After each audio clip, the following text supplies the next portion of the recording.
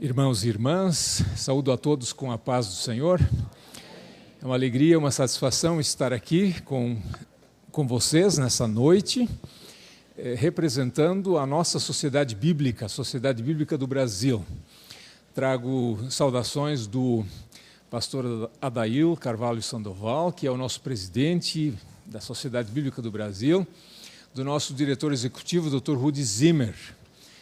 E sendo nós, Sociedade Bíblica do Brasil, uma entidade que é das igrejas e, portanto, uma entidade interdenominacional, é sem dúvida bastante significativo para nós, especialmente para mim, representar a Sociedade Bíblica num encontro que reúne lideranças de tantas denominações, de tantas igrejas. Eu sou pastor, sou biblista, sou também o consultor de traduções da Sociedade Bíblica do Brasil, faz uns 12 anos. Então, tudo que diz respeito a dificuldades de tradução, propostas de melhoria de traduções, projetos de revisão de traduções e, inclusive, projetos novos para línguas indígenas e não indígenas no Brasil, eu sou a pessoa que está envolvida, não sou a única pessoa, mas, enfim, sou aquele que tem alguma responsabilidade nisso. A temática de hoje é uma temática que eu espero que seja exatamente o que vocês esperavam desse tema, porque é, no fundo, uma convicção que todos nós temos. A palavra de Deus é indestrutível. Eu vou voltar a isso no final, mas esse é o texto de Isaías 48. A palavra do nosso Deus permanece para sempre. Este foi o lema do ano da Bíblia em 2008. A palavra do nosso Deus permanece para sempre. Eu poderia fazer uma abordagem mais doutrinária, mas não é bem o meu chão. Eu gosto mais de falar de outros assuntos, ou de assuntos relacionados com isso, mas de uma outra ótica, de uma outra perspectiva. Mas os textos bíblicos estão aí, especialmente esse de Isaías, conhecido texto de 1 de Pedro 1:23, fostes regenerados não de semente corruptível, mas de incorruptível. Uma semente que não apodrece, embora a gente saiba que toda semente, para frutificar, ela precisa morrer. A palavra de Deus que é viva e permanente. Então, esse texto aqui já tem em si alguma coisa de paradoxal. E é exatamente esse aspecto mais paradoxal que eu quero abordar hoje. De como a Bíblia, apesar de toda a sua vulnerabilidade, ela permaneceu e permanece entre nós, graças a Deus. Essa confissão de fé, a Bíblia, a palavra de Deus é a palavra de Deus indestrutível, ela é uma confissão de fé. Nós a aprendemos de algum lugar, a saber, da própria Escritura, e a experiência confirma isso. Eu quero contar um pouco dessa história e exatamente mostrar como alguns procedimentos que nós fazemos com a palavra de Deus, que parecem que vão destruí-la, na verdade não a destroem. A Bíblia atravessou vários milênios e nós a temos em mãos hoje, temos tantos exemplares, em tantas traduções, com tantos recursos adicionais que a gente, às vezes, nem se dá conta de como era difícil em outras épocas ter acesso a esse livro tão precioso. Como todos nós sabemos, o livro mais traduzido, ele é o mais distribuído em todo o mundo, ele é o livro mais lido, ele é o livro mais pesquisado no mundo. Às vezes as pessoas dizem assim, ele é o livro mais traduzido e o livro menos lido. Eu não concordo com isso. Me apresente em outro livro que seja lido tantas vezes, em tantos lugares, por tantas pessoas. hoje. Claro, pelo número de cópias, ele poderia ser muito mais lido, muito mais estudado. É o livro mais pesquisado no mundo. Todos os dias, todas as semanas se publica um artigo, uma pesquisa, em alguma revista teológica, livros, comentários bíblicos são publicados todos os meses. É o livro mais pesquisado no mundo. Dizem que, em segundo lugar, vem a obra de Shakespeare, mas Shakespeare, enfim, interessa a pessoas de fala inglesa. Quem de nós já se interessou por alguma coisa de Shakespeare que vá muito além de ser ou não ser, eis a questão. Então, nós não nos importamos muito com isso. O meu enfoque hoje quer ser mais histórico e até paradoxal.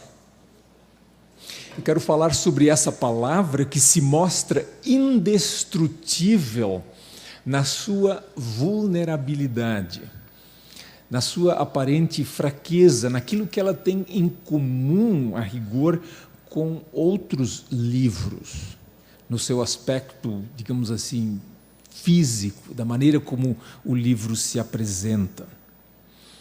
Eu quero partir da parábola dos talentos, assim chamada parábola dos talentos, Mateus 25.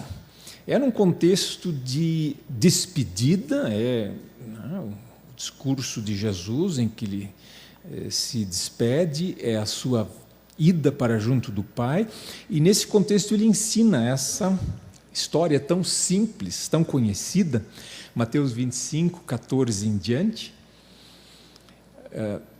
conhecida como parábola dos talentos. A Nova Tradução na linguagem de hoje coloca diretamente os 3 empregados. E vocês conhecem a história, né? O reino dos céus será como um homem que ia fazer uma viagem.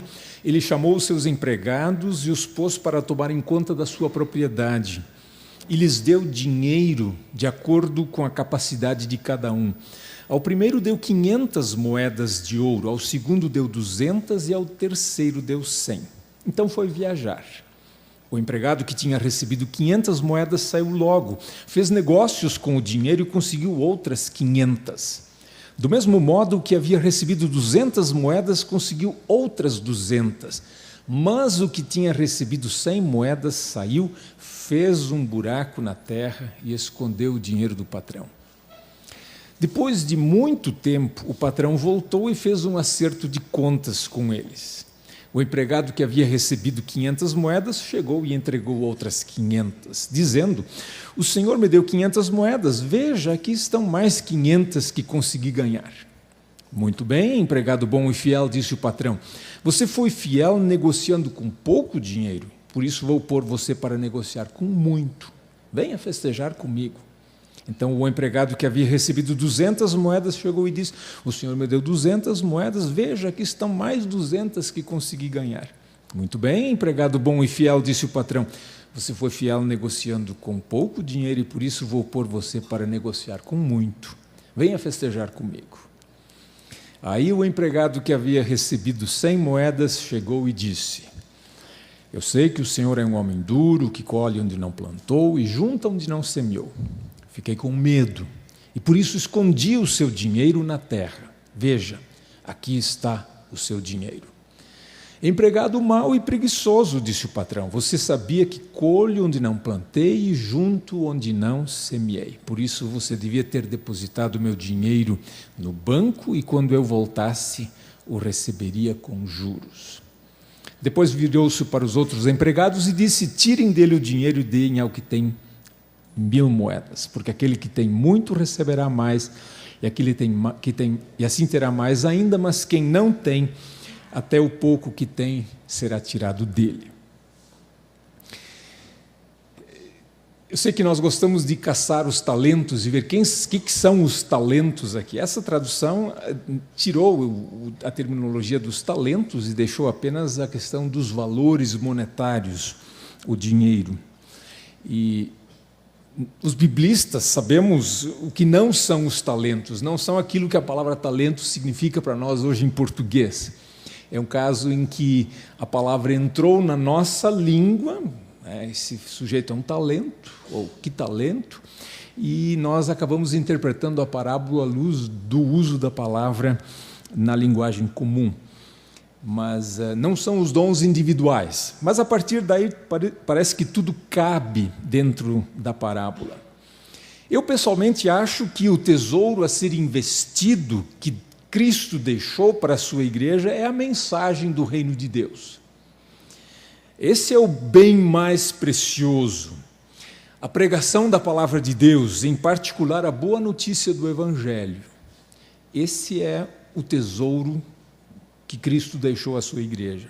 E por extensão, ou ampliando isso um pouco, eu diria, o livro sagrado é, na verdade, o tesouro também que nós recebemos. E agora, o que vamos fazer com ele? Aplicando isso à palavra de Deus, podemos perguntar: reter para preservar e garantir, ou arriscar e investir? E a gente sabe que a própria pregação do Evangelho sempre é um empreendimento de risco. A gente corre o risco de ser mal interpretado, as pessoas vão entender de uma outra forma, ou não vão nem entender. Mas qual é a opção? Arriscar e investir, ou enterrar o talento? Então essa é exatamente a perspectiva. Eu acho que vai ficar claro que nós não queremos imitar aqueles empregados ou servos o servo que enterrou o talento. Ele investiu, os dois investiram e foram considerados fiéis. Nesse sentido,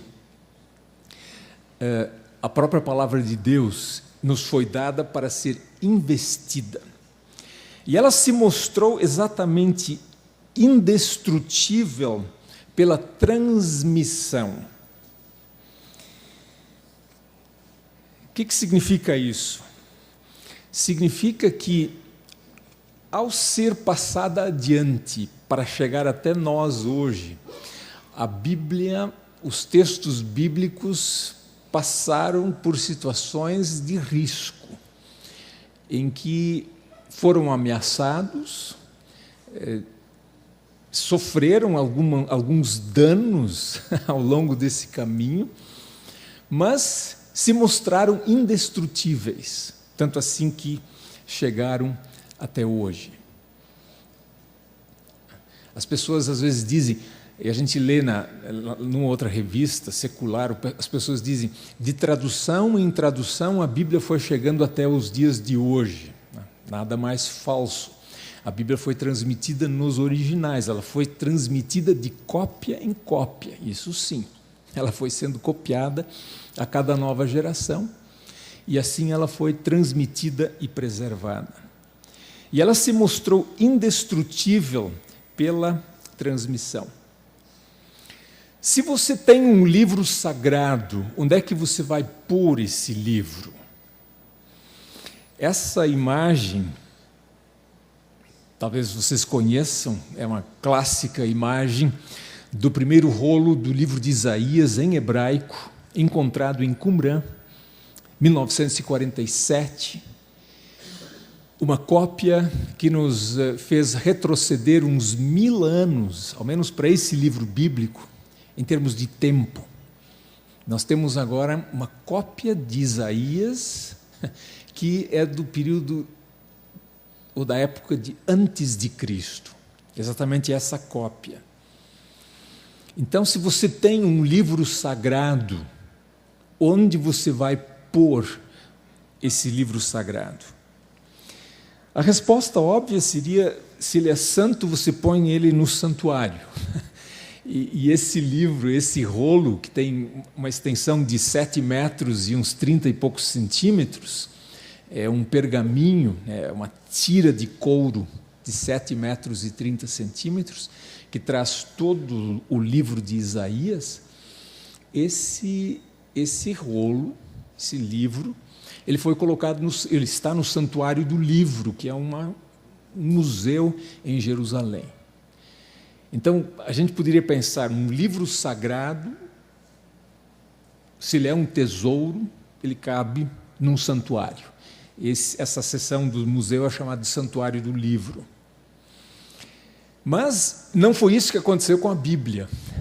Eu não tenho nada contra a colocação desse documento num local tão destacado ou tão privilegiado. Mas com os textos bíblicos não foi isso que aconteceu. Eles, na verdade, nem foram preservados, por estranho que nos pareça isso. Os textos originalíssimos, aqueles que os profetas escreveram, que os apóstolos escreveram ou ditaram, eles não foram preservados. A gente pode perguntar, por que não? Provavelmente porque as pessoas se davam por satisfeitas com uma cópia, elas estavam mais preocupadas com o conteúdo do que propriamente com o objeto em si, ou com aquele documento original em si. Então, eles não foram preservados. Eu, às vezes, digo que bom que não foram preservados, porque se a gente lembra a história, né, do cristianismo, o que se fez, especialmente na Idade Média, em termos de olhar para relíquias, assim por diante, esses textos, se fossem preservados, tivessem sido preservados, provavelmente seriam também objeto de um abuso. Se faria com eles o que não se deve fazer com eles.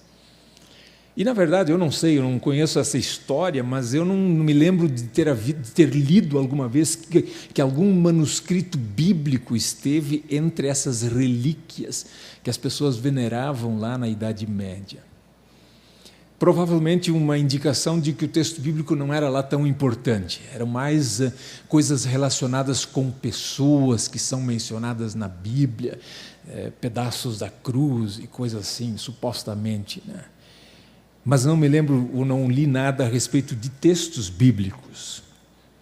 Como eu digo, talvez seja um indício de que o texto não era tão significativo, tão importante naquela época, mas é difícil julgar isso. O que a igreja fez? O que os nossos antepassados fizeram? Em vez de centralizar e guardar os livros num museu ou num santuário central, onde as pessoas teriam que ir para, quem sabe, ver, admirar os textos e talvez ler um trecho ali naquele local central, eles se puseram a copiar. Os textos foram copiados. Essa é uma ilustração de como trabalhava um copista naquela época. A gente olhando hoje vê que eles não tinham até mesmo a maneira de se postarem ou de trabalharem, era uma coisa bem mais trabalhosa, era mais cansativo, nos parece. Mas, enfim, foi nesse processo. Isso aqui já evidentemente é uma coisa bem organizada. Normalmente a cópia não era feita dessa maneira. Nós não temos os dados históricos exatos dos primeiros 300 anos, mas a gente deduz que tenha sido assim. E em história muitas vezes se faz esse tipo de dedução também.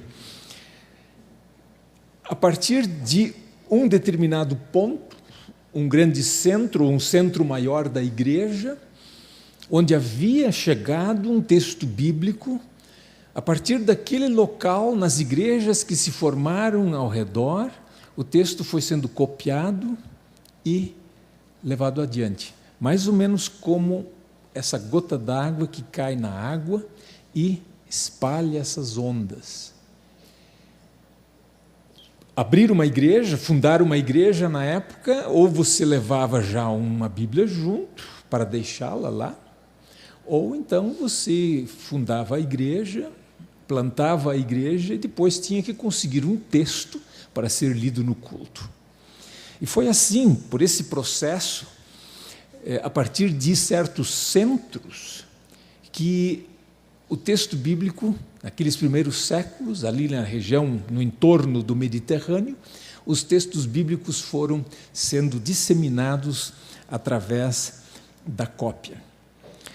E nesse processo, que é um processo perigoso, porque copiar e copiar à mão é uma tarefa perigosa para o texto, foi nesse contexto, nessa situação, que a palavra de Deus se mostrou indestrutível nesse processo de propagação.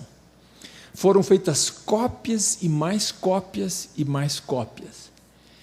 E os cristãos não esperaram por uma situação mais favorável, sem perseguições, por exemplo. Às vezes a gente diz assim, poxa, mas eles copiaram o texto, seja ele no grego ou numa tradução, eles copiaram, eles podiam ter sido um pouco mais cuidadosos, para não trocar uma letra por outra, e fazer aquelas pequenas variações. Mas aí a gente tem que levar em conta exatamente a história da época. Havia uma situação de perseguição em muitos momentos. Os textos tinham que ser copiados na clandestinidade, por pessoas que não eram necessariamente as mais habilitadas para esse trabalho. Então e as pessoas se davam por satisfeitas com um texto. Parece que interessava mais mesmo era que a gente tivesse o básico, o conteúdo do texto. Então, nesse contexto, o texto foi copiado. E aí, então, os especialistas dizem que se formaram textos locais, textos característicos de um determinado local, onde, de repente, em algum lugar, alguém acrescentou um amém, final de um texto, e ao ser copiado para as igrejas ali da região, aquele amém foi copiado junto e se tornou uma característica do texto conhecido naquela parte do mundo. Esses são os assim chamados textos locais.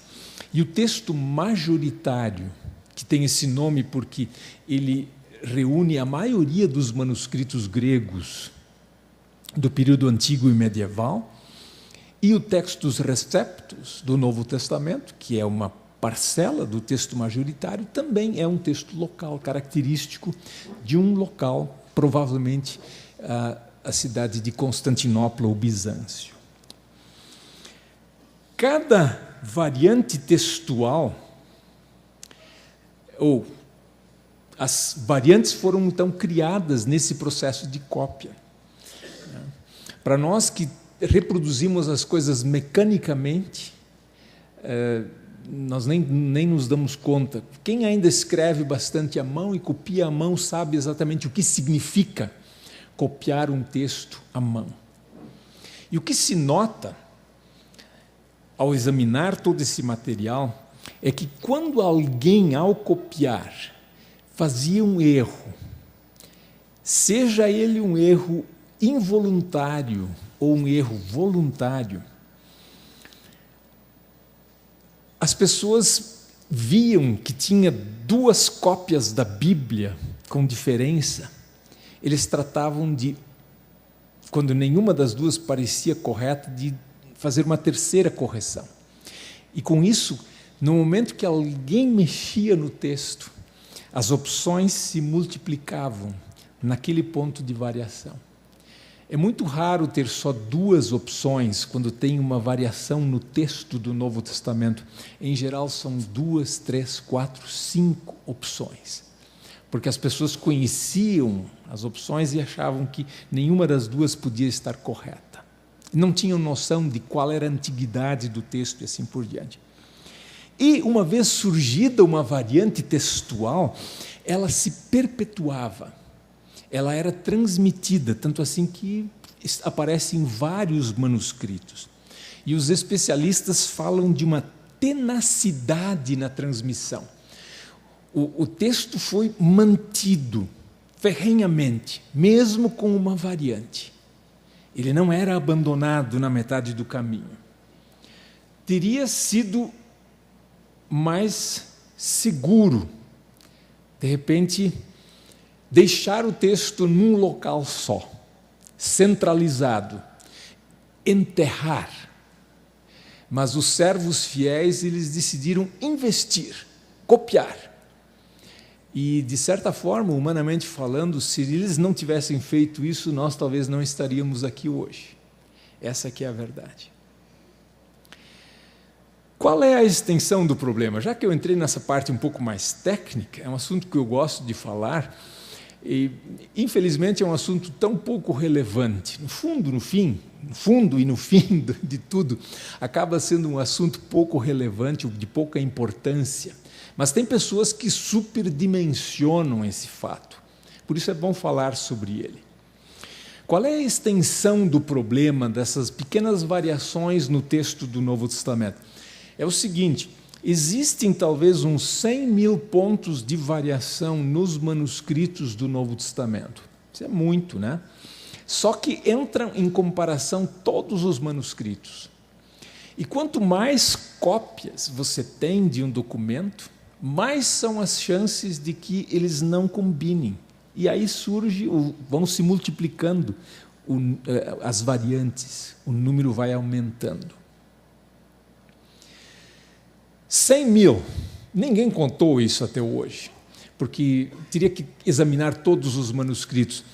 Uma edição clássica, uma edição bem renomada do Novo Testamento, traz 11.500, mais ou menos, pontos onde existem pequenas alterações do texto. O Novo Testamento grego, publicado aqui no Brasil em 2009 pela Sociedade Bíblica, ele registra apenas 1.438 unidades de variação. É um número bem reduzido só de lugares onde pode haver uma mudança, uma modificação numa tradução em função do tipo de texto que se escolhe naquele local. Então, essa questão das variações ou variantes, diferenças entre os manuscritos, é um fato histórico. E é um fato que, comparando dois manuscritos, se percebe. Até mesmo os dois manuscritos mais próximos entre si, eles têm variações. Os historiadores dizem que dois dos manuscritos mais próximos entre si são o Códice Sinaítico e um manuscrito de número 2427. E mesmo sendo tão próximos, eles ainda no livro de Marcos, eles têm 893 lugares onde eles diferem aqui e ali, em pequenas coisas. A pergunta que se faz é grave, doutor? E aí talvez alguns conheçam o livro que foi publicado aqui no Brasil, escrito nos Estados Unidos, se tornou um best-seller, por incrível que pareça, para mostrar que mesmo sendo um assunto tão insosso, tão chato, esse das variantes textuais, parece que interessou a muita gente. Então, aqui no Brasil foi publicado como título O que Jesus disse, o que Jesus não disse, quem mudou a Bíblia e por quê. Esse é o Dr. Bart Ehrman, e ele, na verdade, é um alarmista. Nesse livro, ele pega aqueles casos que a gente chama de casos mais cabeludos, os mais difíceis, e dá a entender que o Novo Testamento é todo ele assim. Ele não consegue colocar isso dentro da devida perspectiva. Por isso, numa visão mais realista, a gente nota que a maioria das variações que surgiram no processo de transmissão são coisinhas miúdas, do tipo Cristo Jesus ou Jesus Cristo. Ou então, me libertou ou te libertou, Romanos 8. Cristo ou Senhor, 1 Coríntios 10. 98% do texto do Novo Testamento está livre de qualquer discussão. Não se discute essa parte. E os 2% se discute e se tem uma opinião, se tem uma conclusão, mas nem todo mundo concorda, obviamente. Tem diferentes pareceres, inclusive diferentes traduções em função disso. Embora nós, na sociedade bíblica do Brasil, e nas sociedades bíblicas de modo geral, tenhamos adotado o texto crítico, assim chamado, em 1904. A Sociedade Bíblica Britânica foi fundada em 1804. 100 anos depois, em 1904, as sociedades bíblicas, elas decidiram abandonar o textus receptus, o texto recebido, e adotar um texto de Nestle que hoje é conhecido como texto crítico. E é praxe das sociedades bíblicas sempre traduzir a edição mais atualizada do texto, entendendo que, à medida que se estuda mais e mais os manuscritos, mais clareza se tem nessa questão. Mas nós não fazemos uma cruzada contra esse ou aquele texto, porque, no fundo, são coisas bem miúdas desse tipo. E continuamos publicando a Almeida Revista e Corrigida do jeito que ela estava 200 anos ou 300 anos atrás. Porque aquilo que aparece no texto recebido, muitas vezes é apenas uma explicitação do que já está implícito no próprio texto ou é tirado de algum outro lugar do próprio texto bíblico. Pelo processo de cópia, pela multiplicação de cópias, que faz com que nós tenhamos um número tão elevado de variações, nós temos, por outro lado, um bônus. O bônus é que nós temos mais de 5.000 cópias do Novo Testamento. Claro, desde pequenos fragmentos até cópias completas. Muito se perdeu pelo caminho, óbvio. Muitas cópias foram destruídas. Não estou falando só do tempo das perseguições, lá nos primeiros séculos, mas depois. Parte da igreja, a igreja ocidental, se desinteressou pelo texto grego, continuou só com o texto latino, isso contribuiu para que o número de cópias diminuísse. Mas a gente pode perguntar, 5.000 documentos é pouco ou é muito? Pelos padrões modernos, 5.000 não é muito. Muito pouco. Mas, se compararmos com outros textos antigos, nós vamos ver que o número é bem expressivo. Estamos muito bem na foto. Nenhum outro texto bíblico foi preservado e transmitido de forma tão clara e confiável. Até mesmo em termos de proximidade das cópias mais antigas dos tempos em que os textos foram escritos. Os textos do Aristóteles, o filósofo grego, são da Idade Média, e ele viveu 400 anos antes de Cristo. Aquilo dá mais ou menos 1.400 anos entre Aristóteles e os documentos mais antigos, a cópia mais antiga. A Bíblia chega bem próximo. Algumas cópias chegam a algumas dezenas de anos do tempo em que o livro foi escrito. O resultado desse investimento que esses servos do passado fizeram, contribuíram, humanamente falando, para que a Bíblia fosse, de fato, um livro indestrutível, pelo processo de transmissão. Ela correu riscos, mas esse risco se tornou uma coisa boa. E podemos concluir essa parte com essa famosa frase de um estudioso do texto do Novo Testamento que diz: tem gente que talvez fique chocada ao saber que a Bíblia não foi transmitida sem alterações ou variação de texto. No entanto, mais louvável do que ignorar isso é enfrentar a realidade e fazer o melhor uso possível dos recursos que Deus nos deu para solucionarmos os problemas que os manuscritos nos apresentam. Essa área aqui de exame de manuscritos, comparação, isso é uma coisa que precisa de muita paciência. Eu sou grato a Deus que tem pessoas que se dedicam a isso, fazem disso o seu trabalho, só fazem isso na vida toda. E gostam muito disso. Tanto assim que nós não precisamos fazê-lo no nosso dia a dia. A gente pode acompanhar as discussões assim à distância. E os problemas existem, nós não podemos fazer de conta que não existe. Não dá para fazer político do avestruz e dizer nada disso existe. Não, isso existe. Portanto, é mais louvável enfrentar isso, encarar, do que simplesmente negar a sua existência. Mas o resultado de tudo isso... Mais louvável do que ignorar, seria não ignorar? Não, mais louvável do que ignorar. Quer dizer, alguém poderia dizer, não, ignora que está bom. Mas não. Mais louvável que ignorar é enfrentar a realidade. Eu não posso louvar que você esconda a cabeça e diga nada disso existe. O louvável é enfrentar a realidade e fazer o melhor uso de todo esse material, de todos os dons, né, que nós temos para resolver as dificuldades. E é confortador saber que o resultado geral de todas essas descobertas e de todo esse estudo é o seguinte: temos maiores provas da autenticidade das Escrituras e somos reafirmados em nossa convicção de que temos em mãos, de forma substancialmente íntegra, a verdadeira palavra de Deus.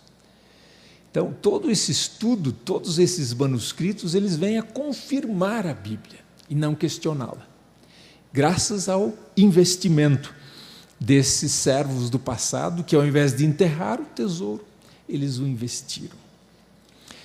Eu passo para um segundo ponto: indestrutível pela tradução. Esse é um tema mais polêmico e, de novo, eu quero, de certa forma, tirar um pouco da pressão que existe em relação a essa temática. Porque tem gente que acha, não, se for traduzir a Bíblia, vai destruir. E, curiosamente, foi no mês passado que chegou ao meu conhecimento essa notícia de uma controvérsia em Israel. Uma funcionária do Ministério de Educação de Israel, Drora Halevi, ela se manifestou sobre uma recente tradução ao hebraico moderno. Agora imagine, se nós já temos dificuldades, digamos, no português para atualizar uma tradução ou fazer uma nova tradução, porque as pessoas estão acostumadas com uma tradução, o que é uma coisa bem normal e natural e compreensível, imagina mexer no texto hebraico do Antigo Testamento para atualizá-lo. Aí você vai atualizar o hebraico para o hebraico. Só que eles se deram conta que o texto hebraico dos tempos bíblicos não comunica mais hoje. Os jovens hoje leem o texto e não entendem, ou entendem coisas diferentes. E eles deram exemplos. Por exemplo, em Gênesis tem um lugar lá onde se fala de uma novilha de 3 anos. E os jovens de hoje, ao lerem o texto em hebraico, eles pensam que se trata de uma vaca triangular. Uma vaca em forma de um triângulo. Porque 3 anos, aquilo não comunica mais daquela forma. Eles dizem isso de forma diferente hoje. O que essa senhora disse? Ela diz o seguinte: essa tradução arranca o coração da Bíblia. Faz com que a Bíblia seja apenas mais um livro. Na Bíblia, forma e conteúdo são inseparáveis. A tradução mata a Bíblia. Se você entende que forma e conteúdo são inseparáveis, então você não pode traduzir um texto, porque ao traduzir você muda a forma e preserva o conteúdo, mas se não dá para separar, não dá para traduzir. A gente sabe que os muçulmanos não traduzem o seu livro sagrado, e a gente sabe também que os judeus ortodoxos não traduzem. Eles leem o livro da lei, eles leem a Bíblia em hebraico. Nós também sabemos que a Bíblia foi um livro proibido no passado e teve a sua tradução proibida. Não porque se entendesse que era impossível traduzir, porque até eles que proibiam a tradução da Bíblia trabalhavam com uma tradução, eles tinham a Bíblia em latim. E o latim é uma tradução. O que se tinha era o medo do mau uso. Os leigos vão interpretar mal a Bíblia. Tanto assim que, eu não sei se vocês sabiam, que todas as edições católicas da Bíblia precisam ser Bíblias com notas, elas não podem ser só o texto. O que para nós se tornou uma coisa nova de uns tempos para cá, uma Bíblia com notas, é padrão na Igreja Católica Romana, exatamente para impedir certas leituras que vão contra isso ou aquilo. Mas isso também explica por que a nossa gloriosa Almeida não foi feita nem em Portugal, nem no Brasil. Em 1680, seria impossível fazer a tradução ao português em Portugal. E no Brasil, não sei se alguém tinha algum interesse em fazê-la, mas em todo caso também não foi feita aqui. Ela foi feita no Oriente, lá na Indonésia.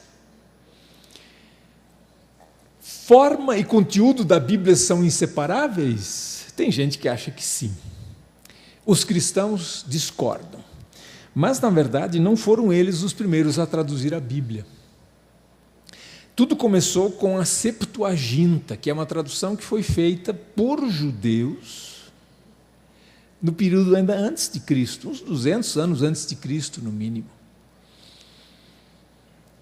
Mas é uma tradução que foi preservada pelos cristãos. Os judeus não reconhecem, não sabem o que é Septuaginta. Eles logo a abandonaram e os cristãos continuaram com ela.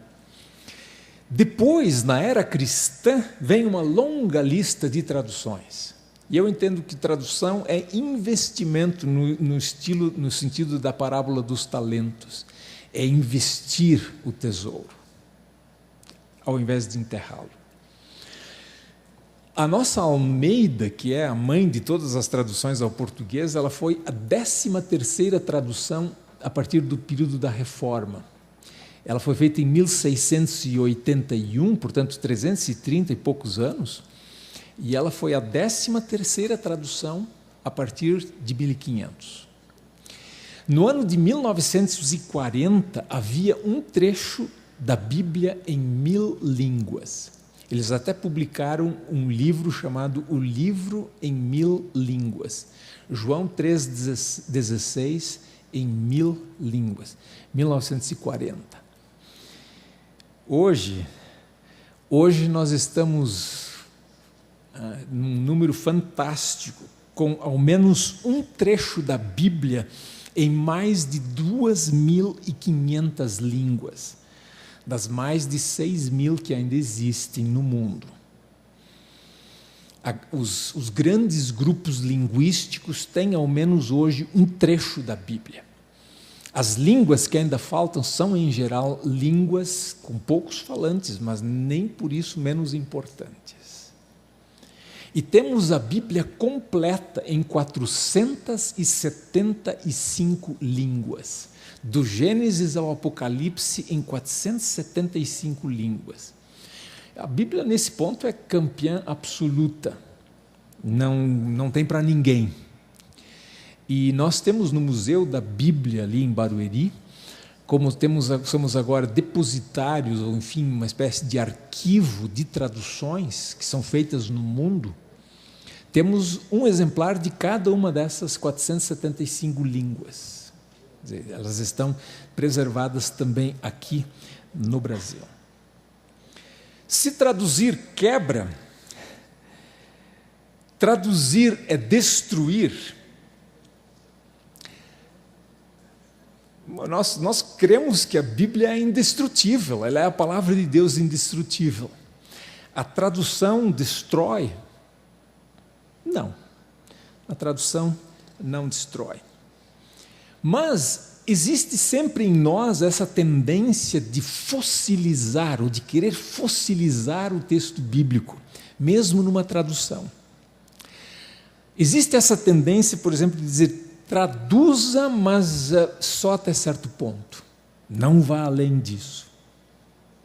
Ou então aquela atitude, traduza, desde que não vá além da tradução que eu uso. Ou traduzir é ótimo, desde que a tradução que eu uso tenha sido a última. Se os meus filhos, meus netos entendem, bom, isso não é o caso. Eu estou convencido de que deve ser assim. A famosa King James é um belo exemplo disso. Não vou nem entrar nessa polêmica, mas com seus bem vividos 400 anos, né, a King James Version, ela é o melhor exemplo de como a linguagem bíblica, numa determinada tradução, ela permanece, ela se mantém. Essa força é uma força considerável. E entre nós, existem aqueles que, eu já ouvi essa proposta, vindo de um outro lugar do mundo, alguém disse assim, vamos fazer uma última revisão de Almeida e daí essa será a definitiva. Eu ouvi assim com certo interesse, mas também não fiquei entusiasmado, porque eu acho que é impossível. Tipo assim, vamos fazer uma última mexida, a gente passa a chave, destrói a chave e ninguém mais mexe. As traduções terão que ser atualizadas de tempo em tempo. Nas Sociedades Bíblicas Unidas, a regra é de que a cada 25 anos ou a cada nova geração, uma tradução precisa ser trazida para a atualidade, para continuar falando ao povo do nosso tempo. Às vezes passam 50 anos, 70 anos, e quanto mais tempo passa, mais difícil fica de mexer. Outra tentativa de fossilizar a tradução é pensar assim, traduza, mas tente ser o mais literal possível, para que fique a impressão de que não se mexeu no original. Por mais literal que seja uma tradução, ela sempre vai ser uma tradução. Ela nunca vai ser igual ao original. Ela sempre vai ser uma tradução do original. Alguém vai dizer, tiraram uma palavra. De fato, foi tirada uma palavra. Não tem como colocar essa palavra em nossa língua. Acrescentaram uma palavra. Sim, será necessário acrescentar uma palavra, porque no original não era necessário, na nossa língua é preciso colocar essa palavra. Traduzir é investir e não destruir. E por isso a gente diz, a palavra de Deus ela é maleável, ela é indestrutível porque ela é maleável. Ela se amolda a novas formas, ela fala em diferentes línguas. O que é traduzir? Nem todos concordam com essa definição, mas traduzir é transferir para uma outra língua. Muita gente acha que é só substituir palavras. Se fosse tão fácil, seria uma beleza traduzir. Por isso as máquinas não conseguem traduzir, porque elas substituem palavras, mas elas não têm a sensibilidade para ver se aquilo tem significado ou não. Traduzir é recontar na língua alvo, no caso o português, para nós, da forma mais exata e natural possível, o significado da mensagem original. Essa frase é da doutora Catherine Barnwell. Ela é uma grande figura no mundo das traduções bíblicas, do SEAL, né? Sociedade Internacional de Linguística, e o livrinho dela nós traduzimos e publicamos em português agora pela Sociedade Bíblica para exatamente estar à disposição de equipes de tradução. A tradução, segundo ela, precisa ser exata. Eu não conheço nenhum tradutor que queira deturpar um texto ao traduzir. Ele pode até ter sido infeliz, mas ele não sai a campo para deturpar um texto, para que a tradução não seja exata.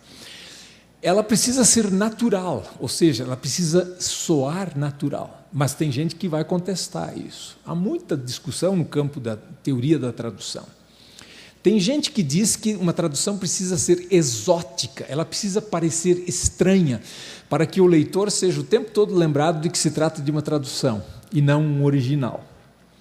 E tem outros que dizem que a única tradução possível é uma tradução interlinear, que na verdade te coloca diante dos olhos o texto original, dizendo, seria na verdade muito melhor você ler o original, mas como você não consegue, a gente te dá um pedaço de tradução, mal necessário.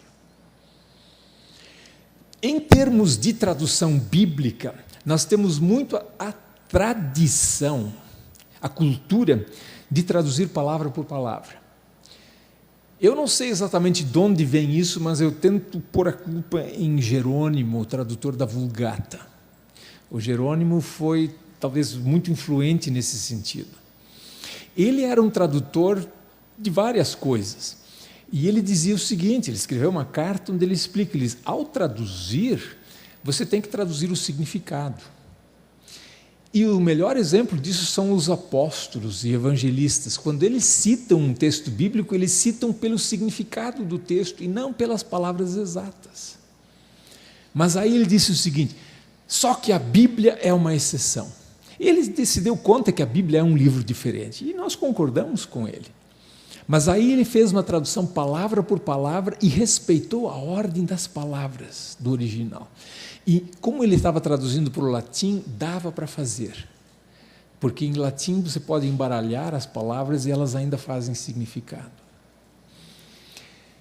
Lutero, 500 anos atrás, ele ousou divergir e foi muito criticado. Porque ele disse, não, isso aqui não dá para traduzir palavra por palavra, isso não faz sentido, você tem que traduzir o que isso significa. E, em muitos sentidos, Lutero foi o precursor de traduções modernas. Quando se trata de tradução, uma frase que ficou famosa é essa desse teólogo e erudito alemão, Friedrich Schleiermacher, de 1813. Ele disse o seguinte, ou o tradutor deixa o escritor quieto no seu canto, levando na medida do possível o leitor até ele, ou ele deixa o leitor em paz e na medida do possível traz o escritor até o leitor. São dois caminhos. Ou a gente não mexe muito com o escritor, deixa ele lá no mundo bíblico e a gente vai até lá, fala com ele, entende a sua linguagem. Ou a gente pode trazer o escritor bíblico para o nosso mundo e faz com que ele fale a nossa linguagem. Claro, esses são dois extremos.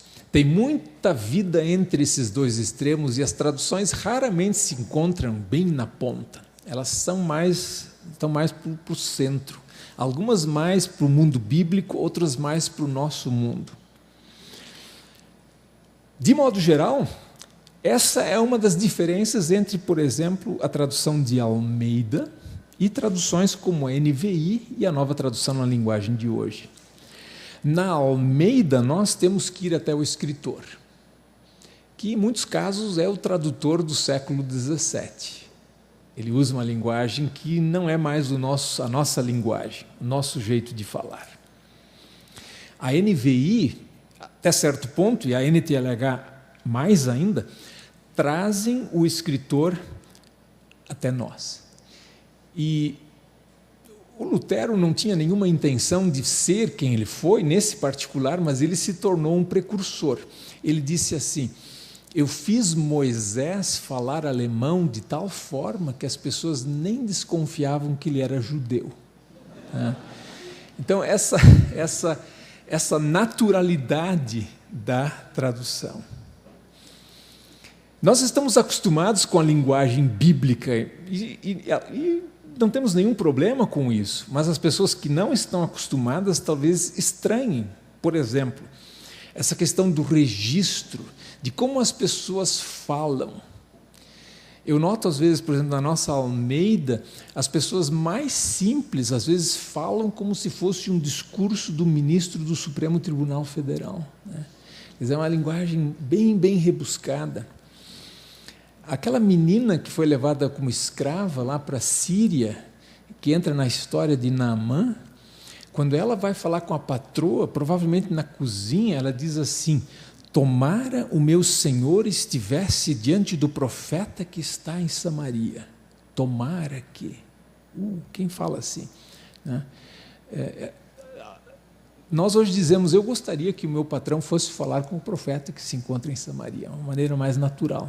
Então, as traduções hoje colocam essa linguagem mais do jeito moderno de falar, sem mudar o significado em si. E, em geral, isso eu noto, as pessoas se prendem muito a palavras. Isso é uma coisa que é difícil de superar. Pior do que isso, talvez, ou ligado a isso, na mesma escala, é o fixar-se nos versículos. Nós temos muita dificuldade de superar essa barreira, de pensarmos só em versículos e de fracionarmos a Bíblia em versículos. Mais do que isso é a questão das palavras. E essas traduções mais modernas, elas apanham muito porque as pessoas olham, não enxergam a palavra-chave, e daí elas se voltam contra elas e ficam muito iradas porque elas dizem, não, mudaram a Bíblia, não tem mais aquilo ali. E eu quase não, quer dizer, tantas e quantas vezes já respondi para pessoas que entram em contato com a sociedade bíblica dizendo, meu irmão, minha irmã, nada se perdeu, mas tudo se transformou. Ou seja, está tudo ali, só que está dito de uma forma diferente. Então, né, se a pessoa está acostumada com a palavra justificação, de repente ela não encontra mais a palavra, mas está lá, Deus nos aceita. Então, uma ideia do que é isso, a ideia mais exata possível, está lá.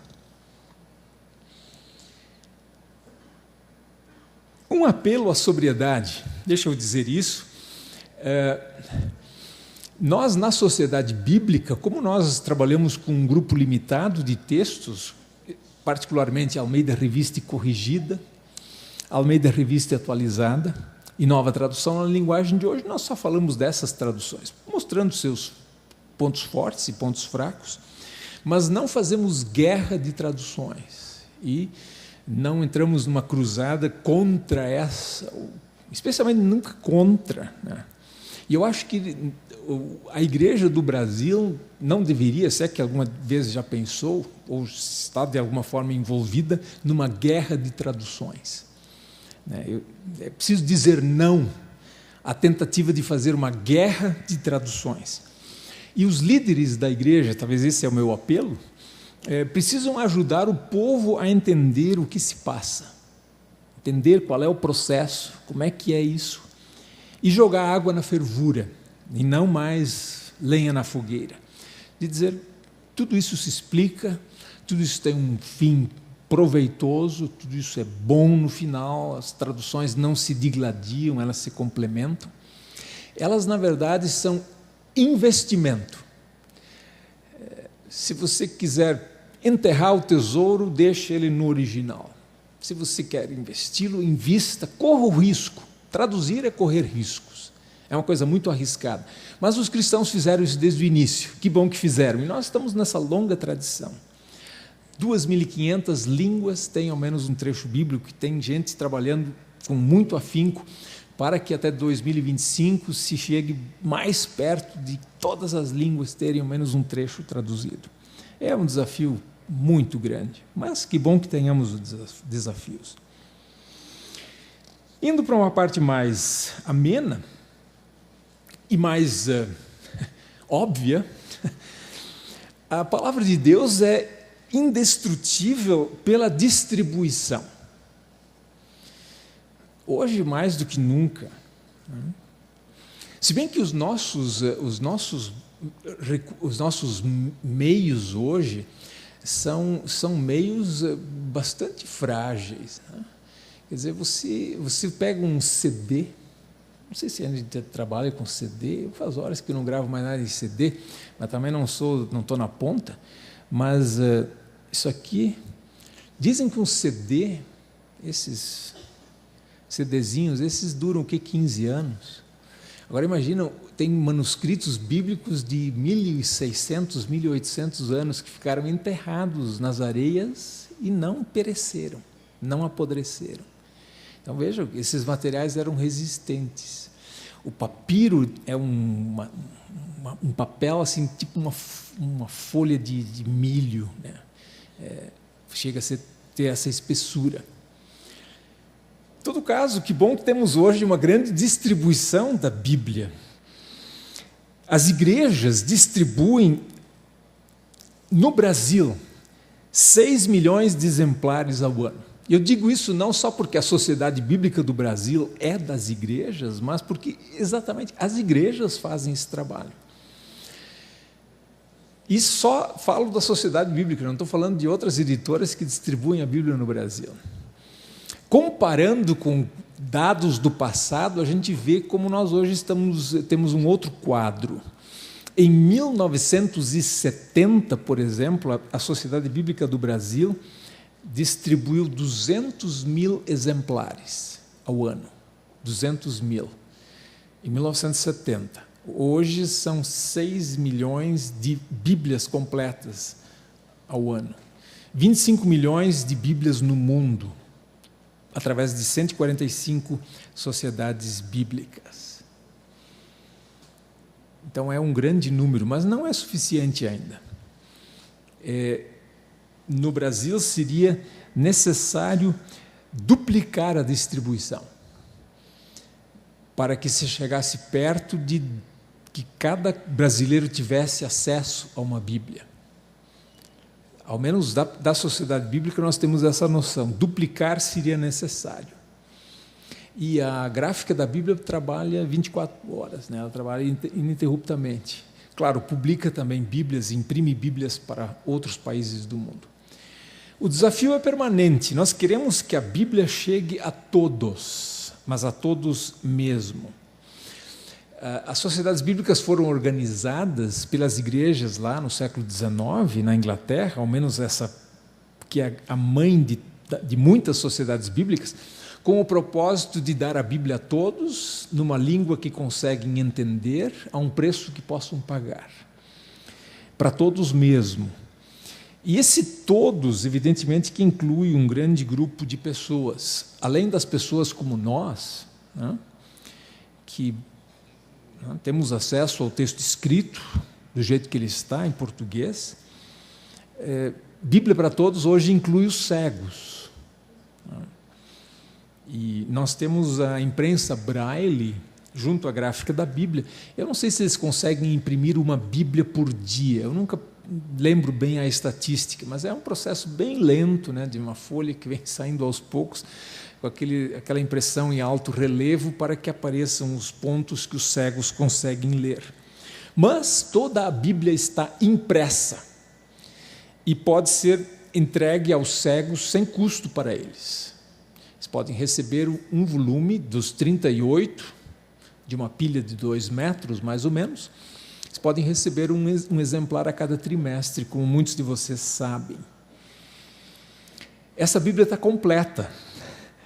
Bíblia para todos inclui os surdos. E os surdos são em maior número no Brasil. Existem mais surdos, muito mais surdos do que cegos no Brasil. E para os surdos a solução não é tão simples, porque, como vocês sabem, os surdos têm a língua própria. Não é simplesmente trocar o alfabeto ou mudar as letras para uma escrita que se consiga ler com o dedo, mas é preciso colocar numa nova língua. E a tradução é um processo lento, muito lento. Eu estou acompanhando a produção desse projeto piloto, um DVD com 4 histórias que é para ficar pronto esse ano. E é uma série de fatores. Uma, porque os surdos, a meu ver, são muito perfeccionistas, eles querem tudo muito exato. Eles revisam aquilo 4, 5 vezes. Quando eles vão revisar, eles refazem. Eles começam sempre da estaca zero. Então, nós temos o grande projeto, pequeno projeto, de um DVD com 4 histórias bíblicas esse ano. Tem um lugar no mundo, só para vocês verem o que significa traduzir a Bíblia para surdos. O lugar do mundo onde eles estão mais adiantados em tradução da Bíblia para essa linguagem, essa língua, é a Suécia. O meu colega da Suécia disse outro dia, se nós continuarmos a traduzir a Bíblia nesse ritmo, nós vamos levar 300 anos para concluir a tradução. Porque é demorado, você precisa filmar, enfim. Mas ninguém nunca vai, acho eu que ninguém nunca vai traduzir toda a Bíblia para Libras, porque listas de nomes, de repente, não são a coisa mais importante numa prioridade, ou priorizando certas histórias, ou certos textos. Bíblia para todos inclui gente que não gosta de ler. Né? E por isso nós temos hoje a Bíblia completa, gravada, né, em áudio. Tem essa gravação do Cid Moreira, né, da Nova Tradução na Linguagem de Hoje, e o Novo Testamento de Almeida, no programa Fé Vem Pelo Ouvir. Bíblia para Todos inclui Bíblia para dependentes químicos, presidiários, o programa Bíblia no Cárcere, indígenas. A Sociedade Bíblica do Brasil não tem tradição de trabalho com indígenas. Muitas das nossas lideranças de igrejas, e eu me incluo entre eles, entendia sempre que a missão da Sociedade Bíblica é a Bíblia em português. E, felizmente, há outras missões envolvidas nisso. Mas, aos poucos, nós estamos começando a dar, ao menos, algum suporte para esse tipo de trabalho, com as línguas indígenas brasileiras, que são para mais de 180 ainda. E tem as línguas dos imigrantes. Tem línguas de imigrantes alemães que falam um alemão que não se fala, que não é o alemão clássico, o erudito, e que também poderiam ter textos bíblicos na sua língua. Bíblia para crianças. Nós, na verdade, não temos uma Bíblia traduzida especificamente para crianças. E nem sei se vai ser possível algum dia fazer uma Bíblia completa para crianças na linguagem delas, né?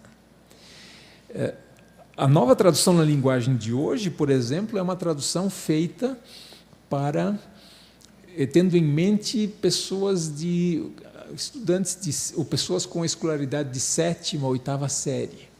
Mas coisa para 4ª, 5ª série, ninguém pensou nisso. Então não é uma Bíblia para essa meninada. Caberia, de repente, uma tradução nesse nível de linguagem. Bíblia para Todos inclui gente que mexe com computador. Tem aqueles que são nativos nessa era digital, né? Tem aqueles que migraram, né? Que são migrantes e estão aprendendo a língua, como eu, né? Aprendendo a língua um pouco todos os dias, o suficiente para conseguir me virar, mas nunca com a pretensão de ser um expert. Mas tem gente que, de fato, nasce, né? Quer dizer, parece que já sabe digitar, aquilo que o pessoal da minha geração aprendia a duras penas num curso de datilografia. Hoje essa meninada, eles parece que já sabem, já nascem e sabem digitar, ao menos o suficiente para se virarem.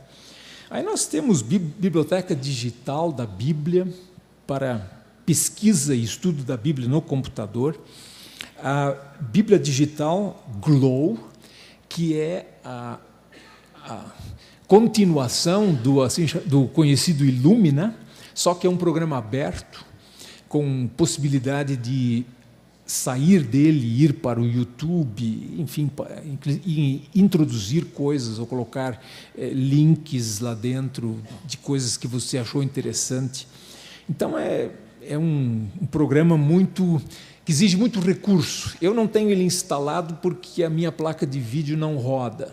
Então, se você não tem uma placa de vídeo com boa capacidade, nem tente usar o Glow, ele vai travar. Bíblia para Todos inclui gente que estuda a Bíblia nos originais.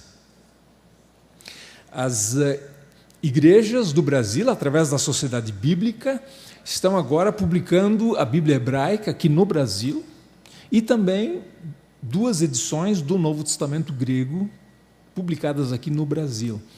E as igrejas decidiram vender para os seminaristas esse material acadêmico com 50% de desconto. Seminaristas, acadêmicos de teologia, enfim, estudantes de teologia.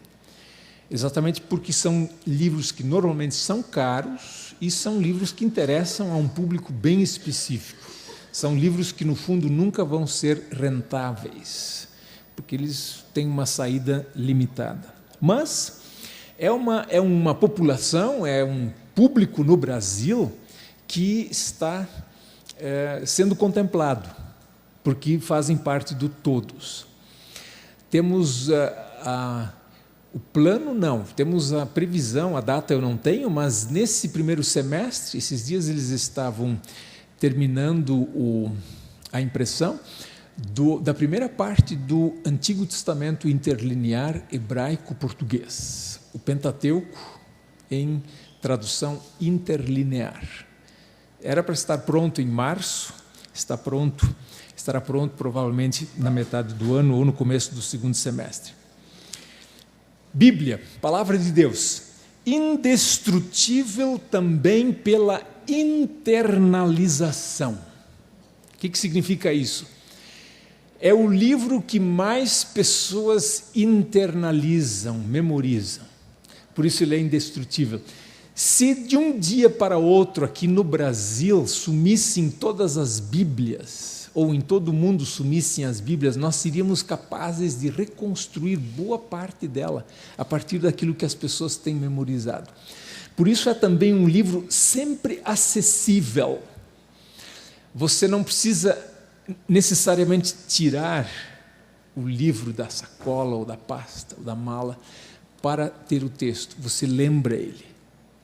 Isso é um detalhe interessante. Também por isso a Bíblia é um livro indestrutível.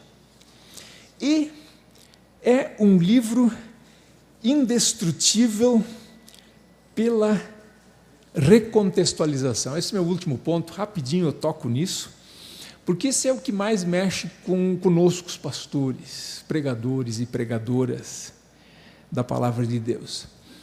Nós fazemos isso o tempo todo, nós recontextualizamos a Bíblia, nós fazemos como se ela estivesse falando, ou sido escrita para nós hoje. Uma tradução da Bíblia não pode atualizar a Bíblia, ela precisa deixar a Bíblia no mundo bíblico. Ela não pode colocar ou usar algum equivalente do mundo moderno que o mundo bíblico não conhecia. Por isso até nós temos já dificuldades com, por exemplo, o termo carro. Carro é uma palavra que se tornou problemática. Né? O Filipe, né, correndo atrás do carro do eunuco, né? Ele alcançou o carro. Que veloz aquele Filipe, né, para conseguir alcançar o carro. Né? Para nós hoje carro é um automóvel. Né? Então a linguagem de hoje, por exemplo, já coloca carruagem. Que carro, né? Carro é um termo que mudou de significado. Então, certos termos são muito modernos e eles precisam ficar arcaicos, antigos. Né? Não se pode modernizar. Um outro exemplo que eu uso, por exemplo, é melhor morar no canto do eirado do que com a pessoa rixosa, né? A Bíblia tem a perspectiva do homem, por isso ele fala com a mulher rixosa, mas vale por outro lado também. Canto do eirado, se nós colocássemos numa tradução da Bíblia, na sacada, nós estaríamos modernizando a Bíblia, porque sacadas eles não conheciam. Por isso, eu não sei o que fazem outras traduções, mas a linguagem de hoje faz o fundo do quintal. Certamente eles tinham um quintal. Agora, a sacada do prédio eles não tinham, ou do apartamento.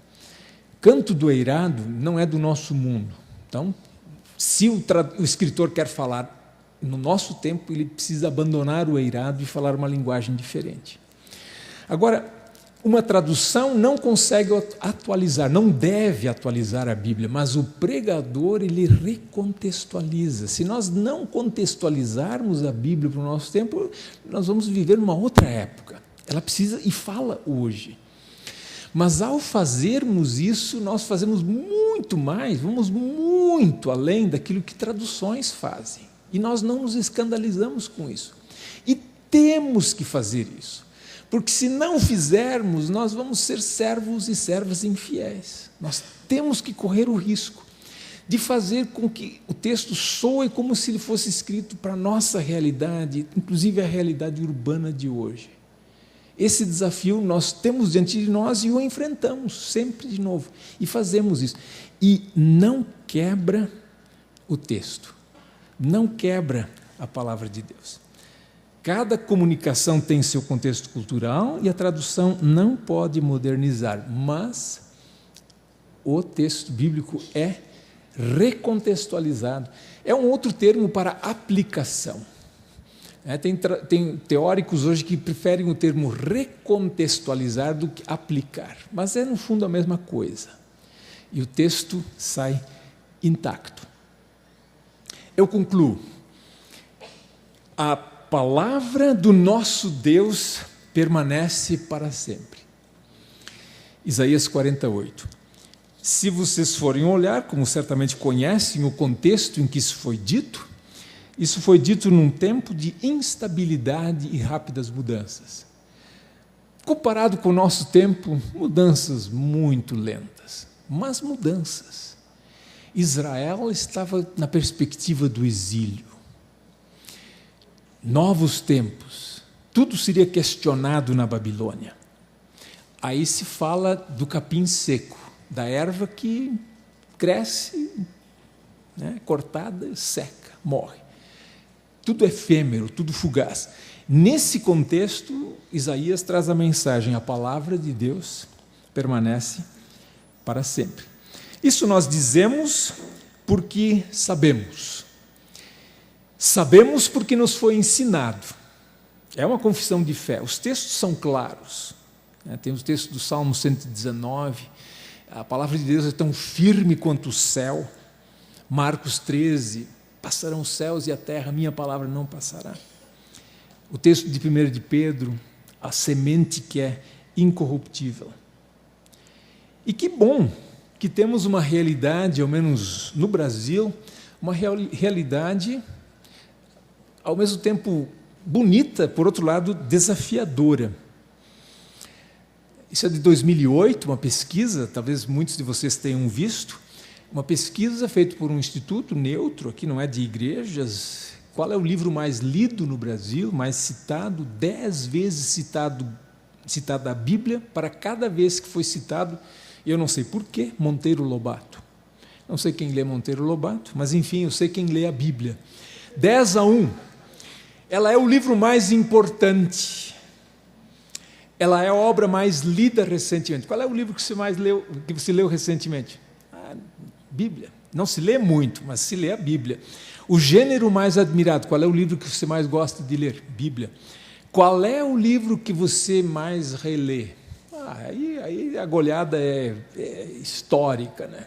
Porque ninguém relê, ou raramente alguém vai reler um livro que teve que ler na escola. Ninguém relê o livro. Quantas vezes nós já relemos e ouvimos textos bíblicos, a começar pelo Salmo 23 e todos os outros. Mas aí se põe o desafio. Aí entramos nós, servos que Deus quer que sejam fiéis, investidores do tesouro. Ajudar o nosso povo a abrir o texto, ler o texto, meditar o texto, viver o texto. Historicamente, essa é a missão das igrejas, não é da sociedade bíblica. Nós até temos entrado em campo, preparando alguns materiais para ajudar as igrejas a fazer a sua obra de ensinar a palavra de Deus. Esses que já a conhecem, temos o desafio de fazer com que conheçam mais. E quantos ainda não a conhecem? Esse é o nosso desafio que está posto.